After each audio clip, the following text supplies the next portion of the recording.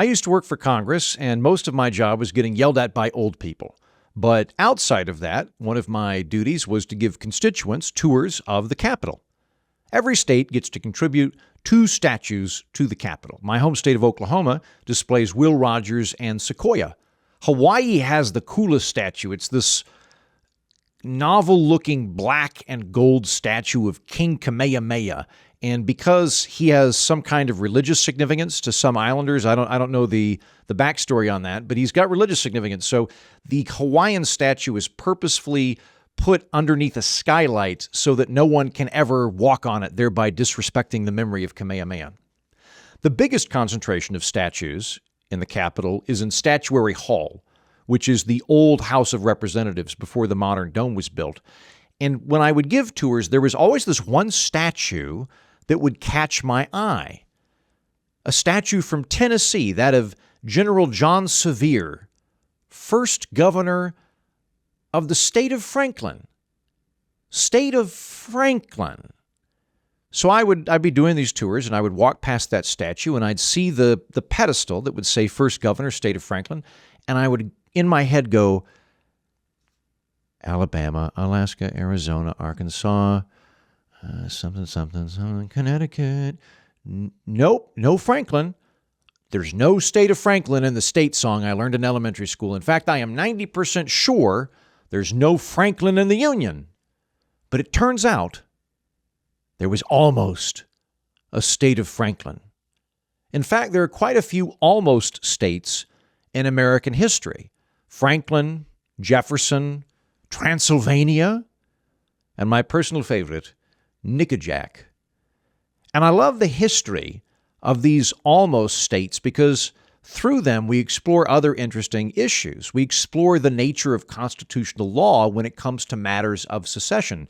And today, on the states that weren't, which we are going to explore, we're going to tap into a centuries-old conflict between Scottish hillbillies and English lordlings, a conflict that is older than the United States, but is still slugging away right into our own time, right into our own modern elections.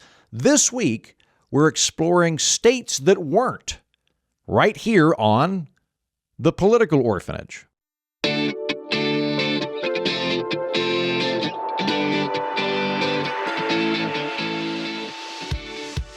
Hello and welcome to The Political Orphanage, a home for plucky misfits, friendly neighbors, and unapologetic nerds. I am the headmaster of The Political Orphanage, Andrew Heaton, and I have recently become fascinated with the myriad attempt of Americans to form new states that just never got off the ground. It turns out America is actually littered with states that didn't happen, or I should say American history is littered with states that didn't happen. Some of them are fanciful, quite a few of them are publicity stunts, but a number of would-be states are real cultural and economic realities which simply never got recognized as separate political realities. So, for example, in my humble opinion, which is also shared by pretty much every single person in the state of New York and the city of New York City, I think New York State and New York City ought to be 2 different states. We'll actually talk about that later. A number of you listening right now are thinking, you know what, actually my state is really 2 or 3 different states depending on how you slice it. What I find interesting about our topic this week of states that weren't is that you see these imaginary, often hotly desired boundaries return time and again in modern U.S. elections. Even though maybe the boundary line is never officially drawn, the boundary line is there. States that weren't are fun historically, but they're also predictive of fault lines in congressional races and the Electoral College, and I would argue the culture war.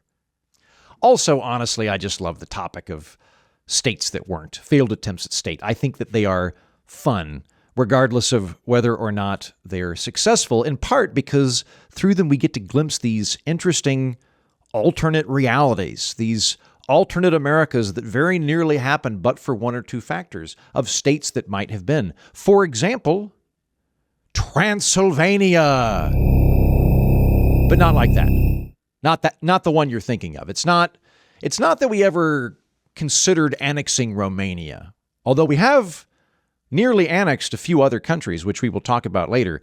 But no, in this instance, American Transylvania comes from the following. Sylvania is a suffix which means pleasant, woodsy area. So Pennsylvania, named after its founder William Penn, could be understood as Penn Woods or Penn Copse or Penn's pleasant woodland area, something like that. Transylvania, in the American context, was so called because it was woodlands which transcrossed the Appalachian Range. Back in the 1770s, it constituted the western frontier of Virginia, and Virginia claimed massive amounts of land. Virginia pretty much went, we just own everything going west forever. Not quite that far, but basically that far. Like Virginia's claims went all the way up into modern-day Minnesota. They basically just went, we own the country, was the perspective of Virginia. If we were to go back to 1770 and talk to the Virginia House of Burgesses, they would tell you that Old Virginia ran from what we recognize as the Commonwealth today, west all the way to the Mississippi River, up to the Great Lakes, and south to North Carolina. Giant swath of land. And much of that was Virginia as we know it now, but a lot of that was frontier at the time, which consisted of settlers who were discontented with being, in effect, colonies of Virginia.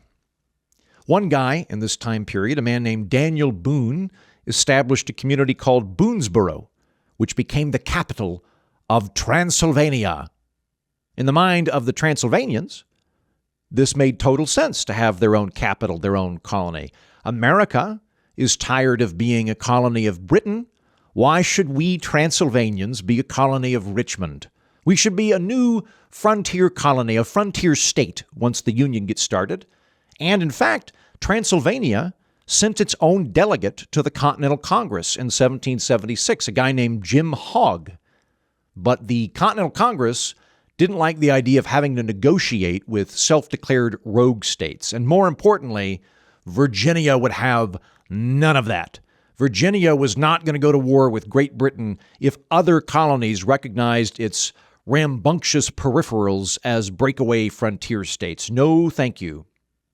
Having gone through a lot of history on this episode, I think off the top of my head, I have probably now researched maybe at least 40 attempts at other states in American history that didn't happen. And I can tell you there is no statehood cockblocker which looms so large in the annals of our history as Virginia. Virginia is single-handedly responsible for why it is so difficult to make new states. Article 4, Section 3 of the Constitution stipulates that you cannot create a new state out of an existing state without the permission of that existing state's legislature. In other words, if Long Island wanted to become its own state, which it could, it's about the size of Rhode Island, it's got a larger population than Rhode Island, even if Congress and all the other states said, yeah, it's its own island, it's got its own economy, its own culture, can totally do that, it can only become a state if New York also agrees to the secession. Any would-be state that secedes has to have permission of the state that it is seceding from. That rule, which is the single biggest hindrance to new states today, traces a direct lineage to Virginian land disputes fought out under the Articles of Confederation and later codified in the U.S. Constitution. And it will come up again in today's episode. Thanks, Virginia. But we're talking about Transylvania right now. Jim Hogg of Boonesboro, Transylvania, shows up on behalf of Transylvania to the Continental Congress, and Virginia says, no way, sir. No how, that is our land. I think I assume that all Virginians sounded like Mr. Feeney from 1776 back then. They shut it down. But as we'll see, statehood attempts often die, but they're not really dead. They're sleeping. They get reborn generations later. Transylvania never came into effect. If you go through your state song like I did, Delaware, you'll not find a Transylvania, but that same group of frontiersmen living in the Trans-Appalachians did successfully obtain statehood in 1792. They are better known today as Kentucky, in which, I hasten to add, I proudly serve as a Kentucky colonel. Now, something similar to that, which is very emblematic of one of the touchstones of today's episode, not just states that didn't happen, but this cultural tectonic friction between two groups of people that are really at the center of a tremendous amount of American conflicts, I would argue going on right now. One of the touchstones of this particular conflict is a would-be state in American history called Vandalia. Years before the Continental Congress, when we were still a British colony, a group of British traders lost property in a fight with Chief Pontiac. And when the English won the French and Indian War just a handful of years before the American Revolution, the Crown took land from the defeated Iroquois and it gave it to these aggrieved traders as compensation. These resettled English settlers wanted to form a new colony, which they intended to call Pittsylvania, after Prime Minister William Pitt, although I think it's good that they didn't because that would have been very confusing. We already had a Pennsylvania.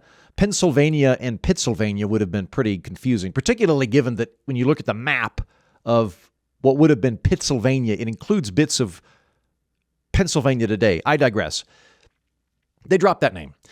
Instead, these reconstituted British settlers decided to name their new colony Vandalia, because prior to the Revolutionary War, people named almost everything as a means to suck up to the British royal family. It's why we have New Jersey and New York. When you were going to name something, you did it after some inbred British aristocrat. And so these British traders, wanting their own colony, named their mountainous region of Virginia Vandalia, because King George III's wife, Queen Charlotte of Mecklenburg, was supposedly descended from the Vandals.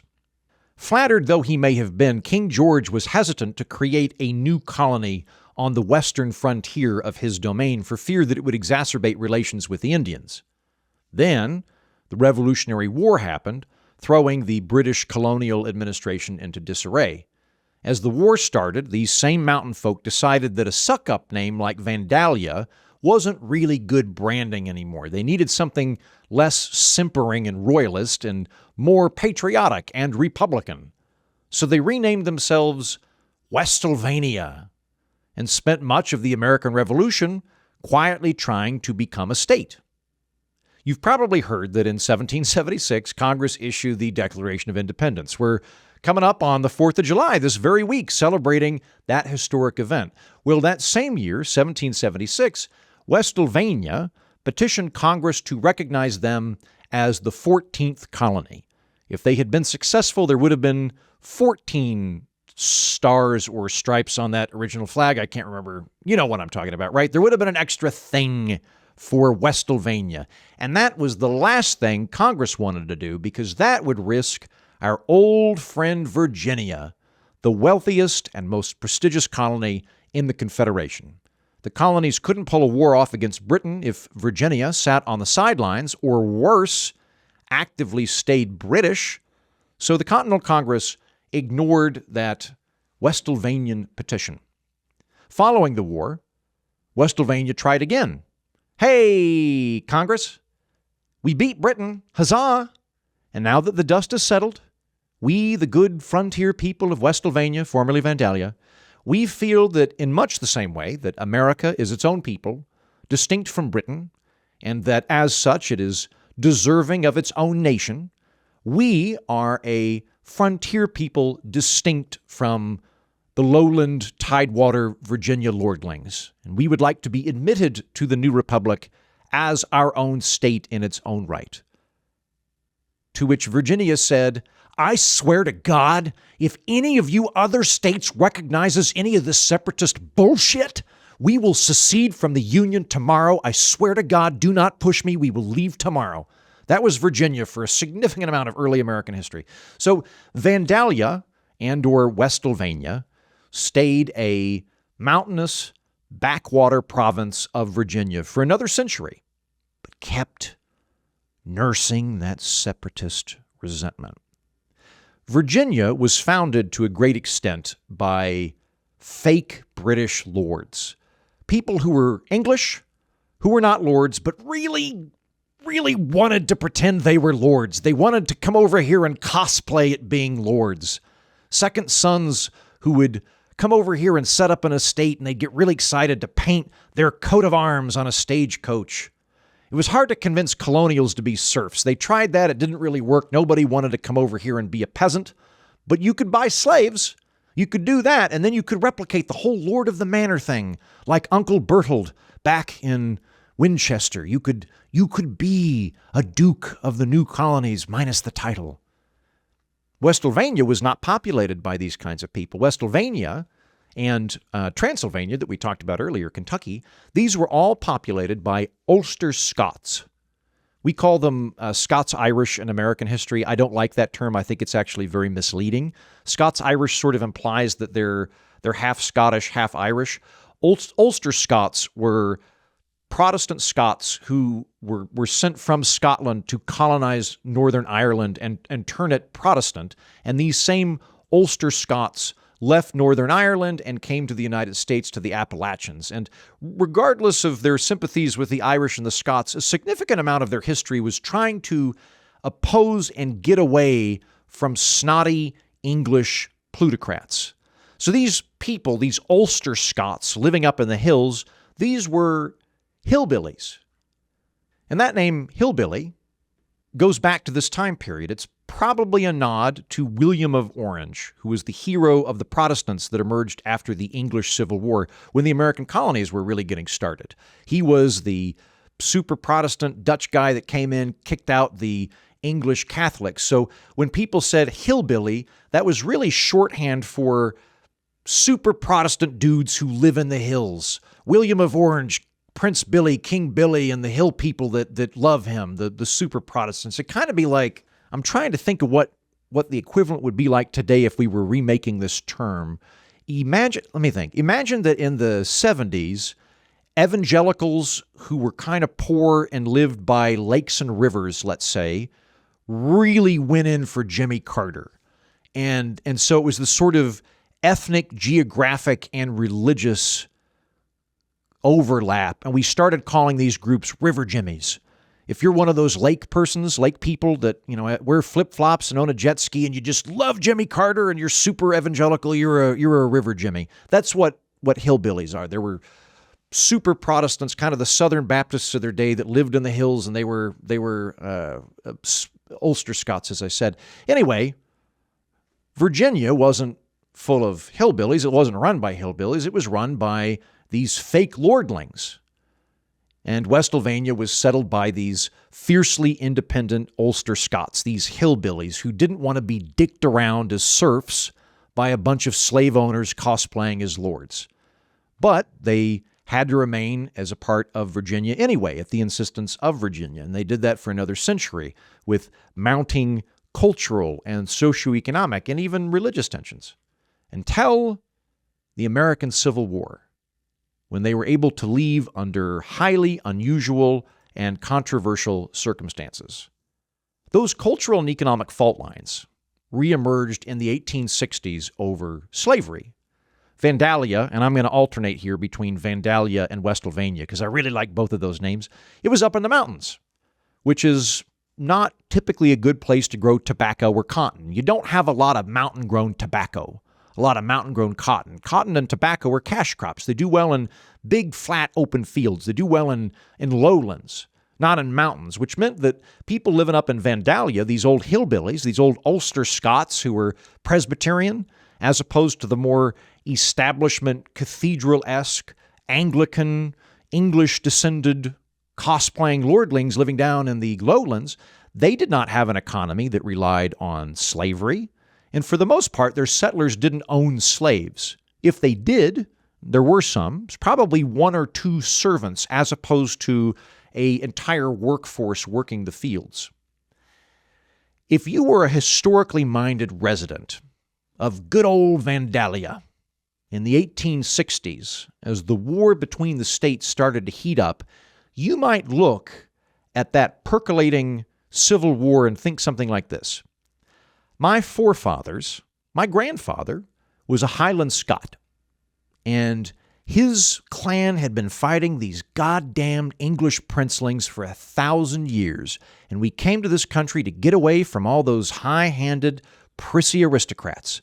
And somehow, we still got trapped in their periphery as a kind of cultural and economic subcolony. Even after the colonies revolted, here we are. We're still a colony of these people. And now we're about to have this massive, bloody, destructive civil war, mostly so these same aristocrats can continue to own people. Well, I'm not an aristocrat. I'm a hillbilly living in Appalachia. I don't own any slaves. And I don't particularly want to get my legs blown off by a cannon and bleed out in some godforsaken swamp so that a slave owner who looks down on me and frankly smells a little bit Catholic can continue to own human beings. I don't know. Seems like a bad deal. In 1861, the Commonwealth of Virginia votes to secede from the Union and join the Confederacy. But these disaffected Vandalians don't want that. They have more in common with other Appalachians who are living in Ohio and Pennsylvania, which are both Union states. They have very different views on slavery than landowners in Richmond do. Crucially, and this is where we go from history to constitutional law, which is going to be one of the fun subtopics of today's episode, none of the Vandalians claimed they were actually seceding from Virginia. That would make a lot of sense philosophically. If Virginia can secede from the Union, doesn't it follow that Vandalia can secede from Virginia? It's a very philosophically coherent position, but it's not constitutionally sound. If we, the disaffected Ulster Scot hillbilly Vandalians of Westylvania, want to enter the Union as our own state and abide by the Constitution which governs it, we have to enter the Union constitutionally, which presents a legal conundrum. According to then-President Abraham Lincoln, the Union is perpetual and indivisible. Lincoln thought the following: you may assume that the Union is a compact among states, which states can freely enter and leave at will. You may think that. And we say these United States, or at least we used to do that, and we were a confederation for a while, but consider the following. There's no constitutional mechanism for secession. There is no eject button in the highest law of the land in our republic. The Constitution, from which all American law is either descended or subject to, the Constitution does not say anywhere in it that states reserve the right to secede, or that if a state legislature passes a majority vote in favor of secession, or a two-thirds majority, or a plebiscite, or anything like that, that Congress must abide its decision. So, this is Lincoln talking. If there's no legal mechanism in the Constitution to leave the Union, the act of secession is by definition unconstitutional. Therefore, it is legally void. In his first inaugural address, Lincoln states, "No government proper ever had a provision in its organic law for its own termination." Because the Constitution does not provide a means to secede, secession is, according to Lincoln, an act of rebellion, of revolution. Now, Lincoln would agree men have a natural right to rebel. All the stuff in the Declaration of Independence. Whenever any form of government, we'll go back to Mr. Feeney here. Whenever any form of government becomes destructive of these ends, it is the right of the people to alter or to abolish it and to institute new government, laying its foundation on such principles and organizing its powers in such form as to them shall see most likely to affect their safety and happiness. All that stuff of when the government becomes tyrannical and no longer abides by or protects God-given rights, it is the duty and obligation of free men to rise up and fight it. All that stuff, yes. Lincoln would agree to that. You as an individual have the natural God-given right to rebel against tyranny. But, let's be clear, says Lincoln, it is rebellion. It's a natural right, but not a legal right. The American Revolution was not legal. In fact, it was explicitly illegal. It was an act of rebellion, of revolution, not secession. No such right legally exists. You follow so far? I know I'm mincing words, but I find this stuff really interesting. Lincoln was glad the American Revolution happened.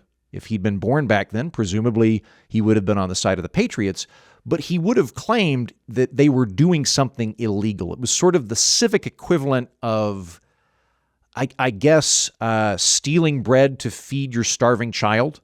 It's something that could be morally justified, maybe even practically necessary, while at the same time being an illegal act, which would incur a legal response from the authorities that the act was against. Practically speaking, Lincoln thought that secession was bad because it had no limiting effect. And so if you think secession is legal, you really can't ever have a government. Follow the logic here. If Maine gets pissed off and votes to leave the Union because there's some federal whale racing law they don't like, okay, all right, Maine is now an independent country. But if secession is an inherent legal right that just anybody can do, what's to stop Bangor from seceding from Maine when the state house passes a lobster racing bill people in Bangor don't like? And let's say the new sovereign city-state of Bangor passes a chicken breeding ordinance that is unpopular in your neighborhood. Can your neighborhood then secede from Bangor and declare itself the People's Republic of the Fairmont Park and Mall District? All right, let's say that happens. You're now the People's Republic of the Fairmont Park and Mall District. And let's say you, Mitch, you get pissed off for what you view as an onerous parking violation in the People's Republic of the Fairmont Park and Mall District. Can you secede from that? Just you and your house, you've got a half acre. Can you secede and form the one-man duchy of Mitch? Hence, Lincoln opines, if the minority will break up the Union whenever they choose, the Union is no better than a rope of sand. So Lincoln comes to the conclusion that the Confederacy is an open state of rebellion against the lawful Union. And because that rebellion is by definition unconstitutional, the state legislatures and governors perpetrating the Confederacy are acting outside of the law. They have not voted to secede because you can't vote to secede. In effect, Richmond, Raleigh, Austin, all the state capitals that are part of the Confederacy, they are no longer lawful governments because the only lawful governments of any states are those that are part of the Union and under the Constitution. There's no mechanism to leave the Constitution, so if you've left the Constitution, you're unconstitutional, therefore you are not a valid state government. According to Lincoln, all of these states are still a part of the Union, but they have been hijacked and occupied by an illegitimate power. They are effectively run by hostile occupying forces, as if a warlord had taken over a state house in a violent coup.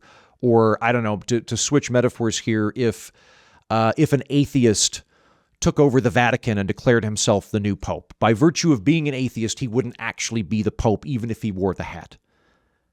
Now, all of this makes for a very tricky situation for our friends back in Westylvania. You can't just say, I believe in the doctrine of secession. If Virginia can secede from the Union, then ipso facto, we have the same right to secede from Virginia, because that would undermine the entire legal rationale of going to war to preserve the Union.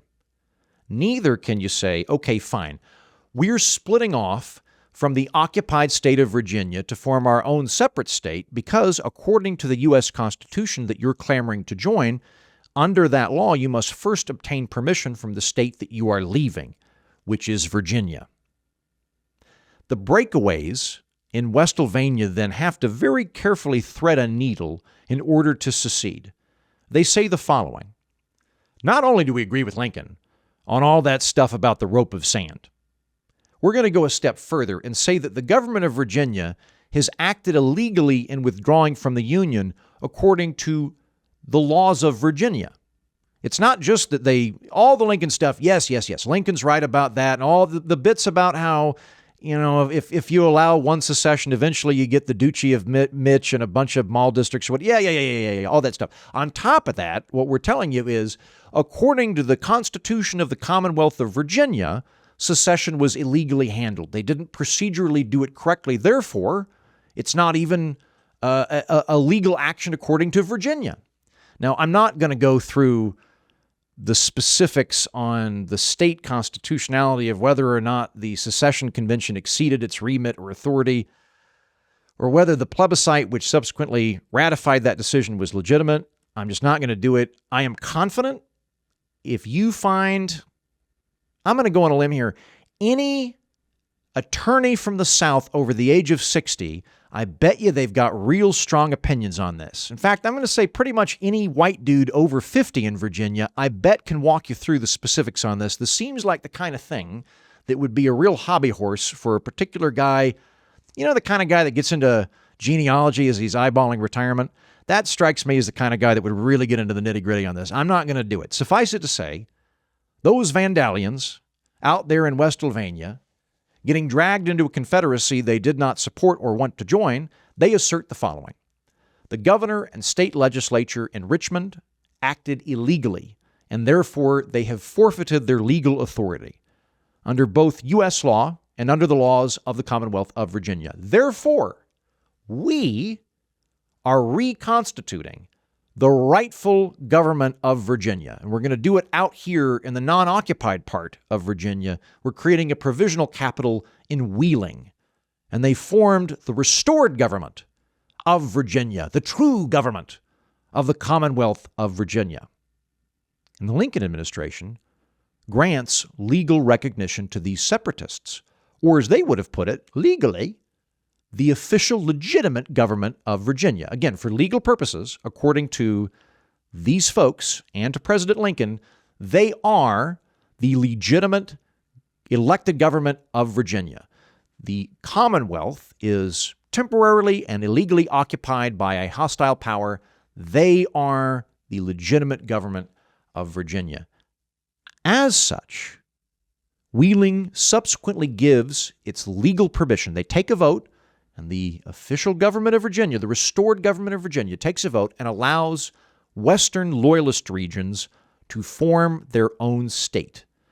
And in 1863, that region we've been talking about, Westylvania, Vandalia, it is admitted to the Union constitutionally with a bit of a loophole in what we now call West Virginia. Third time's the charm kind of thing with Vandalia and quiet, ignored Westylvania. In fact, it's kind of a weird thing, too. I know that there's this subset of people historically that hate Lincoln, that view him as a tyrant that suspended habeas corpus and perpetuated the Civil War in order to stay in power. You can get into a whole conversation. I think if you're in that camp, you also have to abide by the position that West Virginia is a fake state. Like if you hate Lincoln and you think that he was illegitimate, you have to take the position that West Virginia is a fake state and it should all revert to Virginia, I think. I don't know. Again, we're going to find two of these 50-year-old dudes that are into genealogy that are attorneys in Virginia. I'm sure that they'll have a wonderful conversation about this. What's surprising to me is that West Virginia was not followed by a very similar project that almost happened, or at least could have happened, called Nickajack. Now, probably you haven't heard of Nickajack, but it's the same thing. It's more or less the same reasoning, the same effort, only unlike West Virginia, Nickajack's efforts at statehood come to naught. There is no Nickajack for now. And we'll talk about the story of Nickajack momentarily. But first, gang, big announcement. Are you sitting down? Sit down. Really sit down. You're already sitting down because you're driving a car? Okay, fine. The Political Orphanage is expanding our community to Substack. If you would like to support the show, if you want access to bonus episodes, and crucially, you want to be active in our community, talk with fellow orphans about the episode, follow many of our guests who have their own Substacks, you can now do that on Substack. Go to thepoliticalorphanage.com and it will take you there. That's thepoliticalorphanage.com. Now, if you already support the show via Patreon, you have my eternal gratitude. you will continue to receive bonus episodes as per usual as a thank you for your patronage of the show. So you're okay. Don't worry. If you recently joined Patreon, or if you're on Patreon and you really like it, you don't want to mess with anything new, don't worry. Don't worry. You're fine. Quit panicking. Don't panic. But you might want to jump over anyway. I think Substack is a better platform for what we're doing here. It's like Twitter for people that read, or OnlyFans for nerds. I've been playing around with Substack for a few months now, and I'm genuinely impressed with it. I find that it is a better place for connecting with people and ideas, and so you might just enjoy it more anyway. I would recommend you play around with it. And if you're already on Substack and you're supporting the show via Patreon, it's kind of your call. If you want to go over to Substack and hang out over there, go for it. I'm looking forward to it. I'm looking forward to it because I am planning to be more active and social now that we are adding Substack to our arsenal of orphan properties. I'm planning to do live chats, post-episode discussions. Might even, if I can figure out how to do it, I might even do a movie night at some point. I really want to get everybody together. We all hit play at the same time and watch My Fellow Americans with Jack Lemmon. I think that'd be fun. So if you want to connect with other orphans, you want to chat with other people who just listen to the episode and discuss the thing, I think you'll find Substack to be a little cleaner, a little better designed, and just more social in general. It's worth checking out. Basically, if you like Patreon, don't worry. It's going to stay the same. But there's a party that is going to be starting over at Substack. And if you're a longtime listener, you've never dipped into the community, you've never tried out the bonus feed, now's a great time for you to check that out. Maybe you're already on Substack, in which case, add the Political Orphanage for a month. See if you enjoy the bonus episodes. I hope and think you will. I've been talking to the community for several months now, and one thing which keeps coming up is you guys really like Fireside Heaton episodes, which is why we're doing more of those as a bonus. If you like today's episode on Vandalia, and here shortly on Nickajack and Franklin, what we're going to finish up the episode with, there's already a full bonus episode on the bonus feed from other states that weren't. That's waiting for you. Jefferson, Lincoln, and some really funny petty squabbles between people in northern Maine and people in southern Maine. At the end of today's episode, if you think, that was cool, I enjoyed learning about all that bizarre American history, and I'd like to hear more of that kind of thing, well, great news, there is another full episode with more of this waiting for you. Step up, join the community, come hang out in our clubhouse with your other nerds. Go to thepoliticalorphanage.com. That's thepoliticalorphanage.com. Now, on Substack. All right, back to our program for today. In July of 1861, just a month after the Loyalists declared themselves the restored government of Virginia in Wheeling, Virginia, 2,500 people gathered in Winston County, Alabama, to declare their own independence from the new Confederacy and hopefully the war altogether. Folks living up in northern Alabama, East Tennessee, and parts of North Georgia and northwestern Carolina didn't want to join the Confederacy. Like West Virginia, these were Ulster Scots. They were a different cultural group than the slavocracies that were ruling the lowland plantations. Different flavor of Protestants, different region. They're up in the hilly, mountainous parts of Appalachia. They've got fewer people. They've got fewer people that own slaves, and they have all the same resentments that those beggared populist Vandalians had been harboring against their own overlords in the tidewaters of Virginia. There was even a touch, there was a little bit more to it than that, I should say. There was a touch of anti-war sentiment to their efforts as well. The good people of the rogue state of Nickajack looked at the nascent Civil War and they said, this is a rich man's war and a poor man's fight. And we're poor men, and we don't want to fight it. Their thinking was this: hey, we're still loyal Americans. We didn't vote to secede. You can't force me to rebel against my own country. You can't take a vote on whether or not I have to be disloyal. Y'all down there in the plantations, go ahead. Bleed to death fighting Yankees and have fun taxing yourselves into poverty to finance it. All we want to do up here in Nickajack is sit out of that dumb conflict because it's not our conflict. Just leave us alone. We want to stay in the Union. We want to stay out of the fight. And indeed, Winston County, Alabama became a refuge for anti-war types, almost a Berkeley in a very grizzled foothills kind of way. Guys up there would vigorously resist conscription into the Confederate Army. Some gray-suited colonel with crazy sideburns would ride into town looking to draft folks, and a bunch of bearded Nickajacks would flee into the mountains.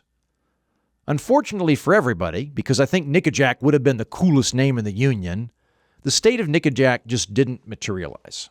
I don't think it's particularly well known. If you're from that area, I would love to hear from you. Feel free to shoot me a note if there's a statue somewhere or there's still little nascent bits of, we almost were a state. I don't know. But it didn't get pulled off the way West Virginia did. And I think the reason is that the West Virginia situation was just much easier to do.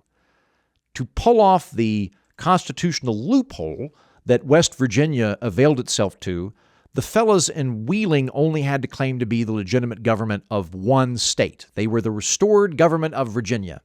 For Nickajack to do something like that, they would have to get their supporters to form at least 3 governments in exile and then coordinate all of them together as a new state.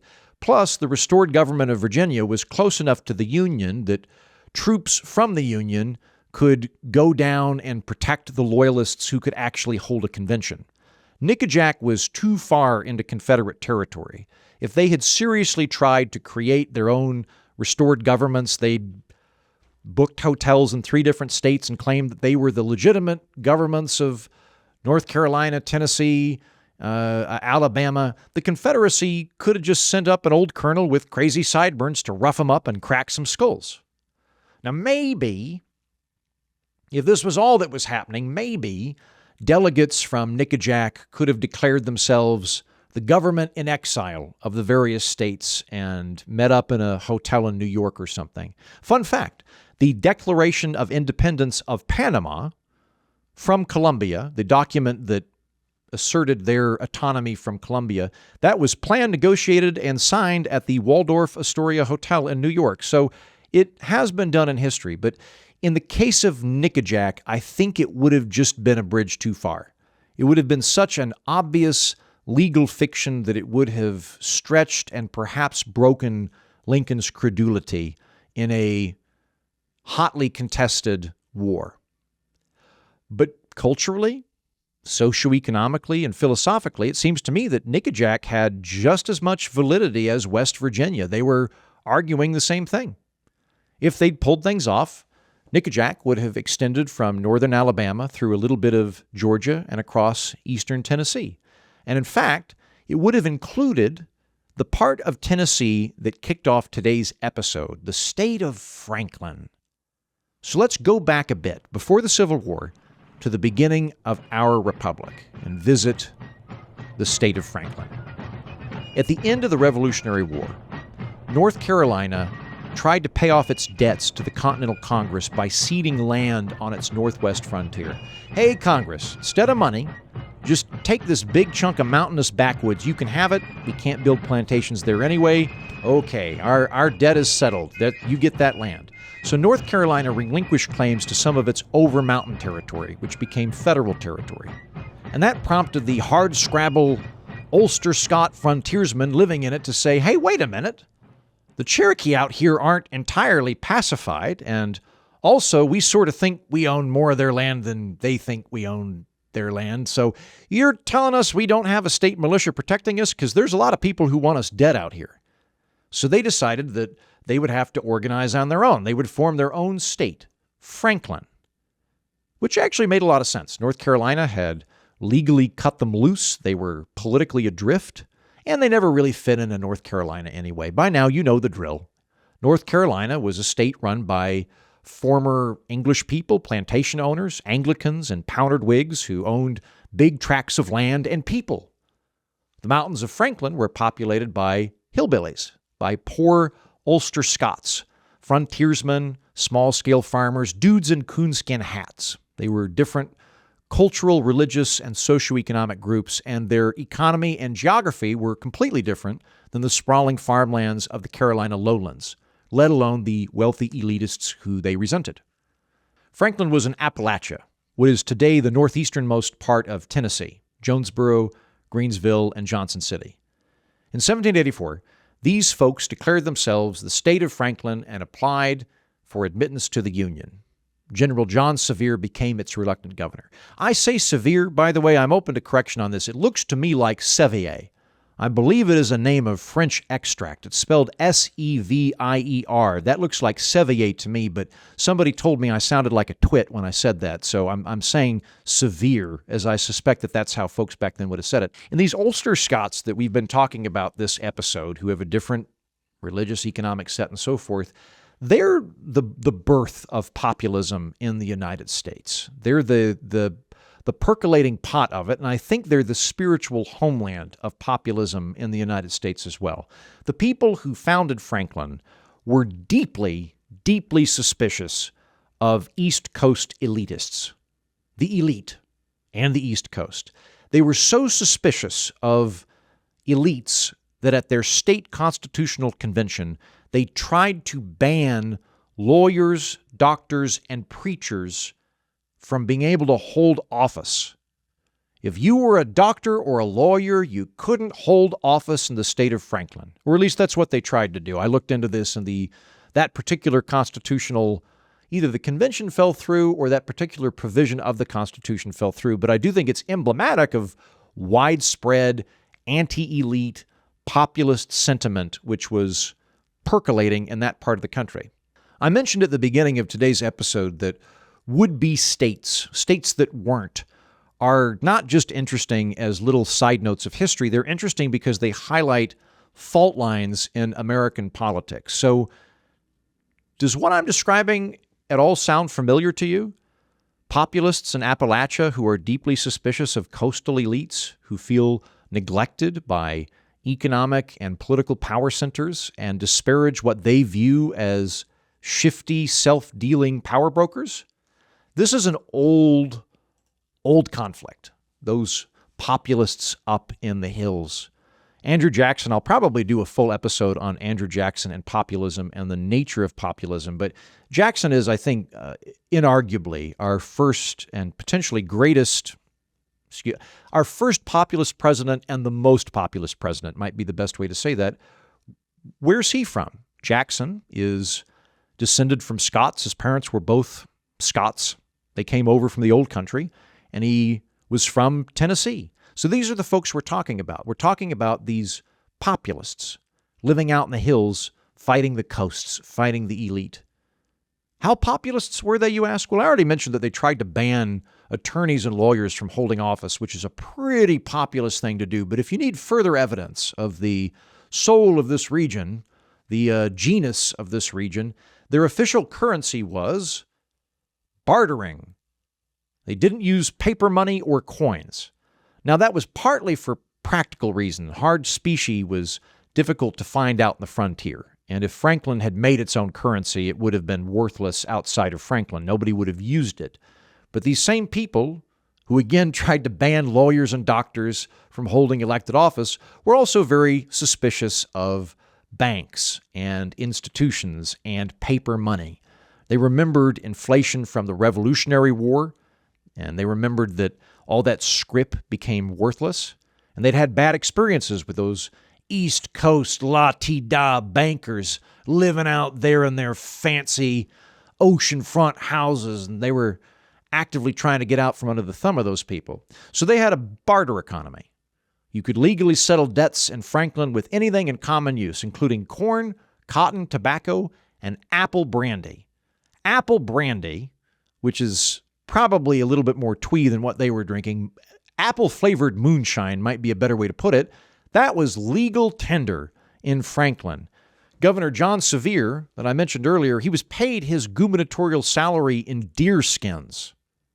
And they called themselves the state of Franklin in hopes that Benjamin Franklin, who was at that time alive and a respected elder statesman, would be so flattered that he would throw his weight behind their admittance to the Union.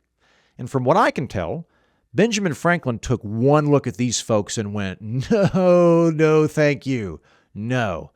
I tracked down a letter for this program from Benjamin Franklin to John Sevier, and it is a masterful brush off. Basically, old Ben goes, I am so flattered that you would deem to name this project after me, but alas, I was in Europe when you formed your state. I really don't know enough to weigh in. But if I think of anything useful, I will be sure to write you a letter.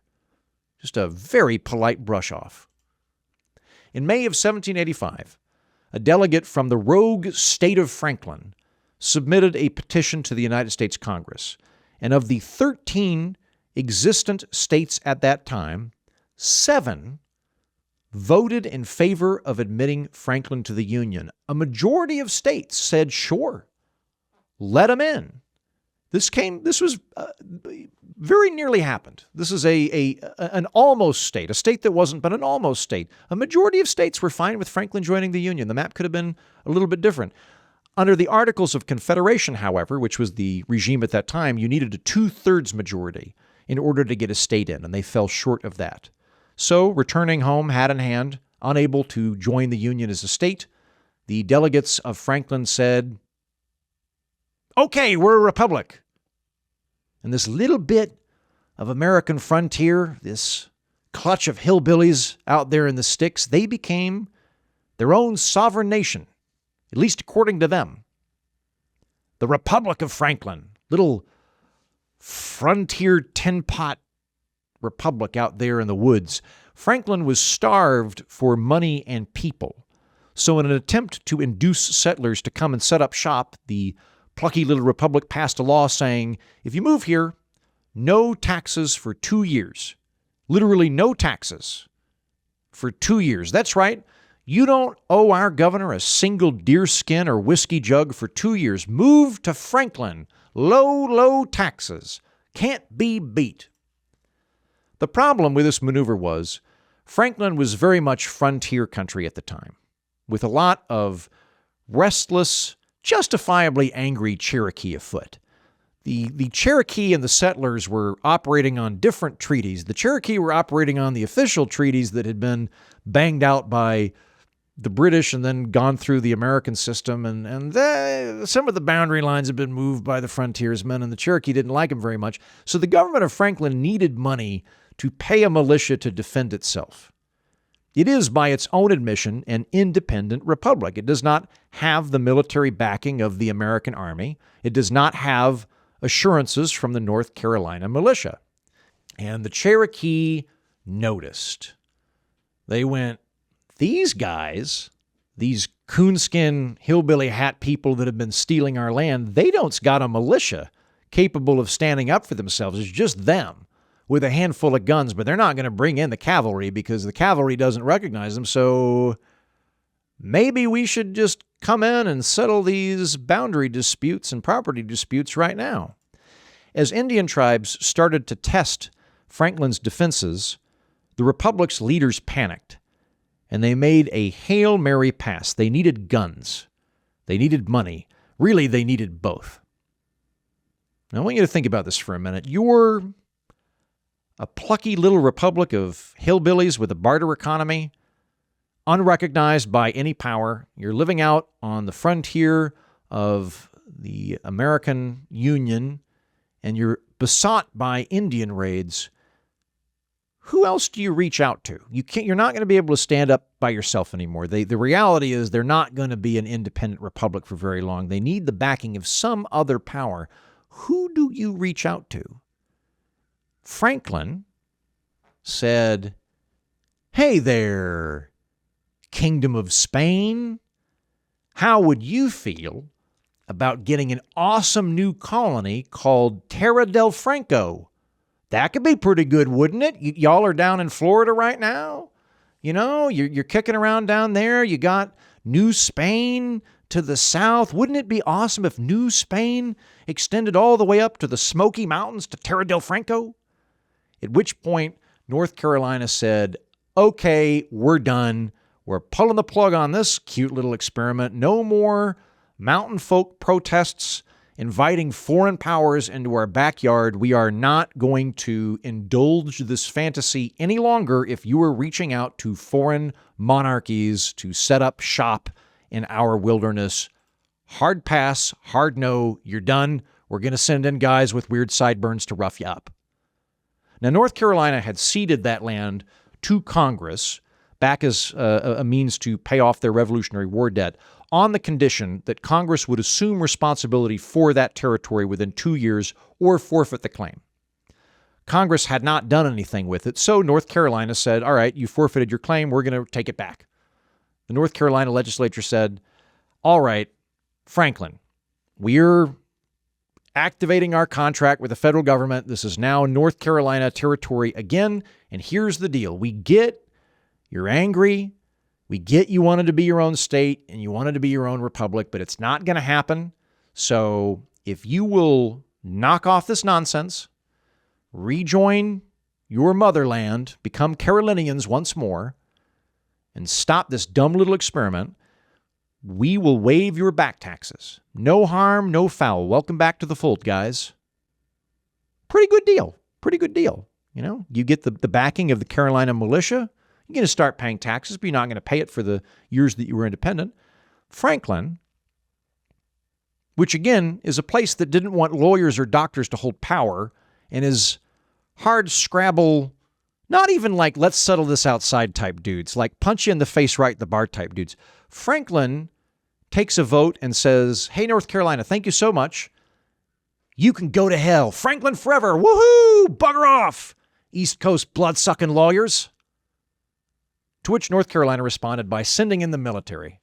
Colonel John Tipton set up courthouses, administrative offices, and jails on behalf of North Carolina in Jonesboro, which is about 25 miles away from Greenville, the capital of Franklin. And for a little while, there were dueling, overlapping governments in Franklin, the Republic of Franklin and the North Carolina Frontier Administration, depending on who you favored. And that persisted until Governor Sevier marched 100 men through a snowstorm to try to run out Colonel Tipton, only to retreat and get arrested.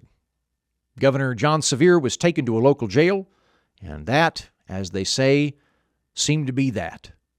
Except that he busted out. That's right.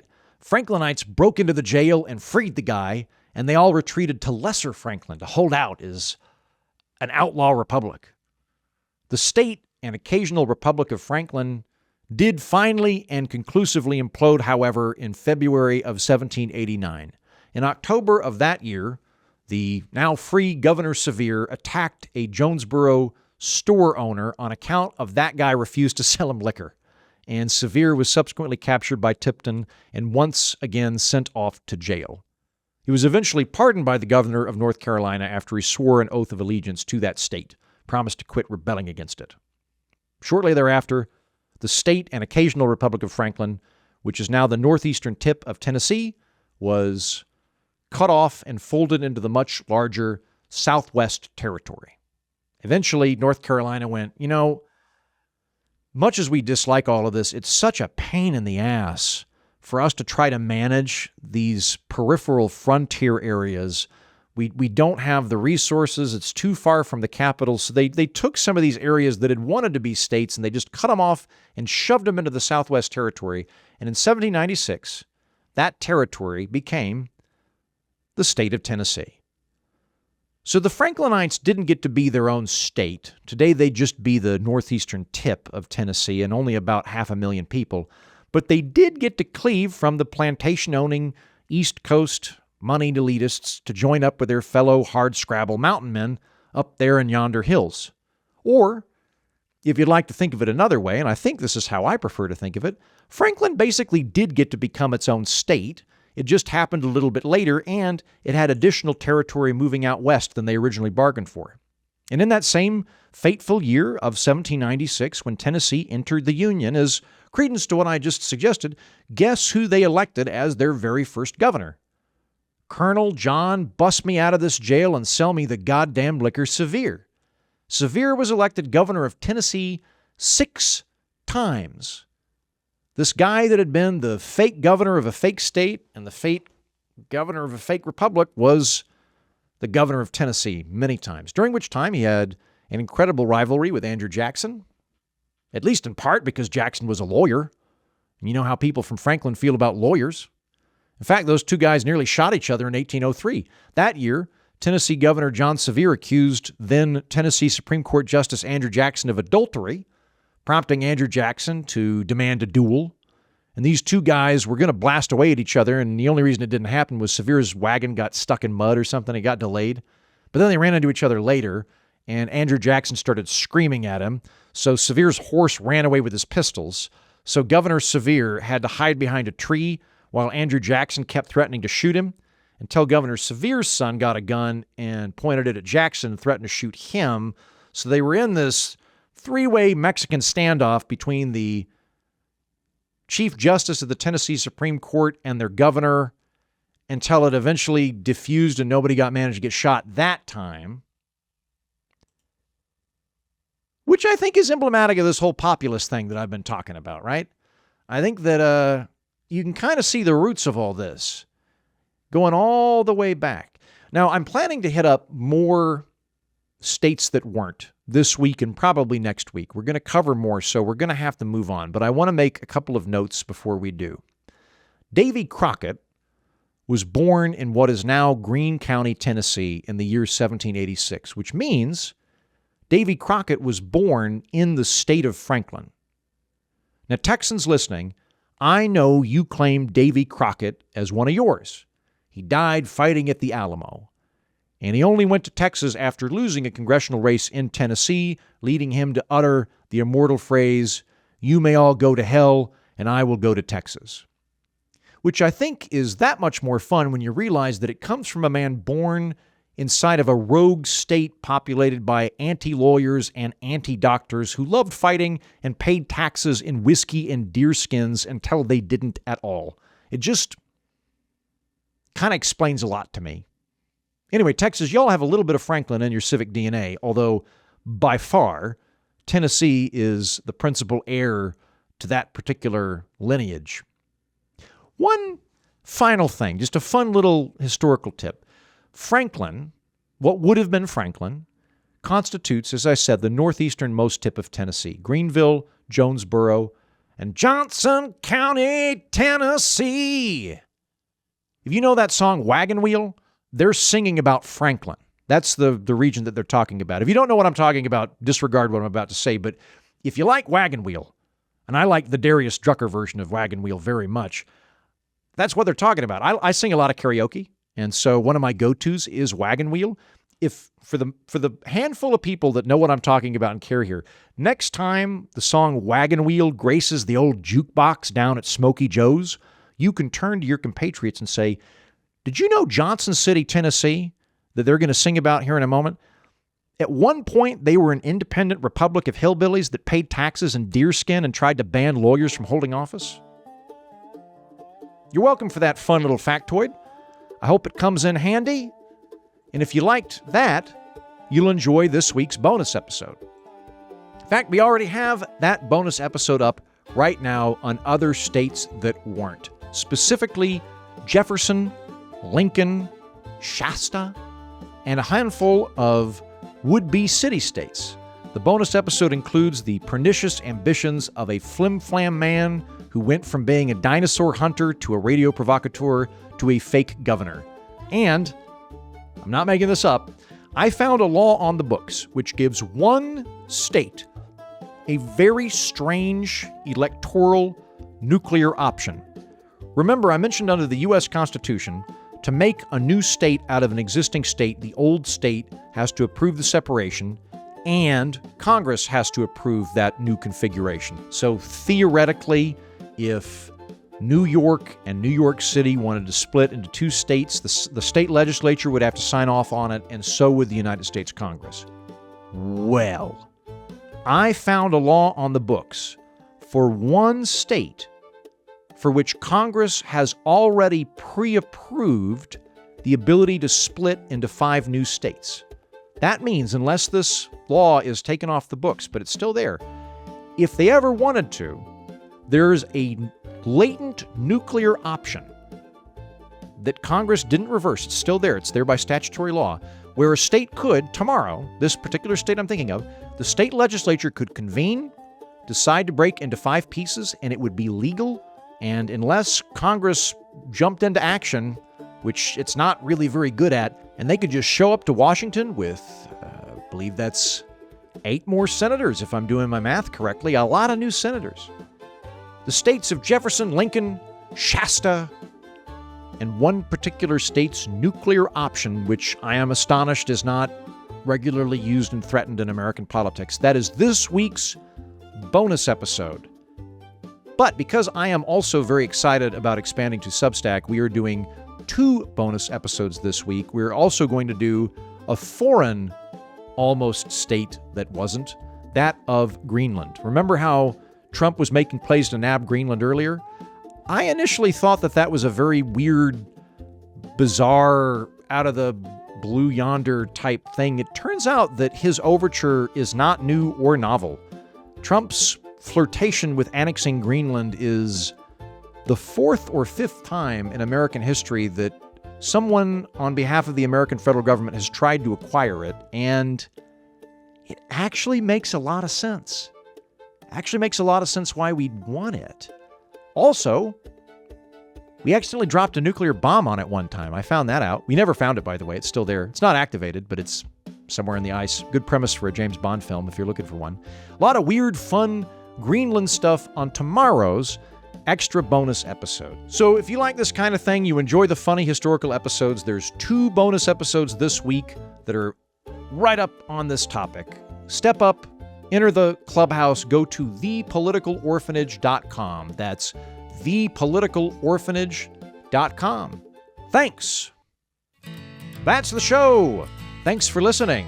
Hope you enjoyed the history. Hope it makes modern politics a little less baffling to you. And thank you, patrons, whether you're on Patreon or Substack, who make it all possible. Until next time, I've been Andrew Heaton, and so have you.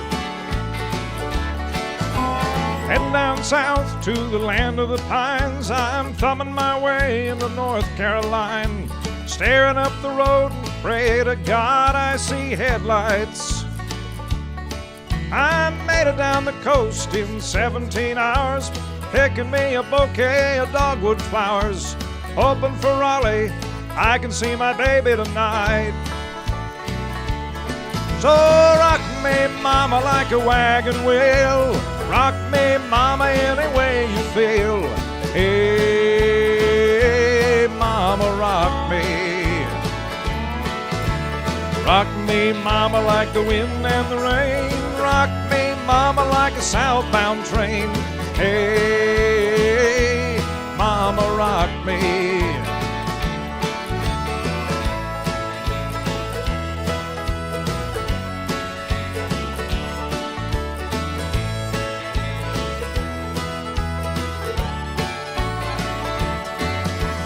Running from the cold, up in New England, I was born to be a fiddler in an old-time string band. My baby plays a guitar, I pick a banjo now. Oh, North Country winters keep getting me down. Lost my money playing poker, so I had to leave town. But I ain't turning back to living that old life no more. So rock me, mama, like a wagon wheel. Rock me, mama, any way you feel. Hey, mama, rock me. Rock me, mama, like the wind and the rain. Rock me, mama, like a southbound train. Hey, mama, rock me.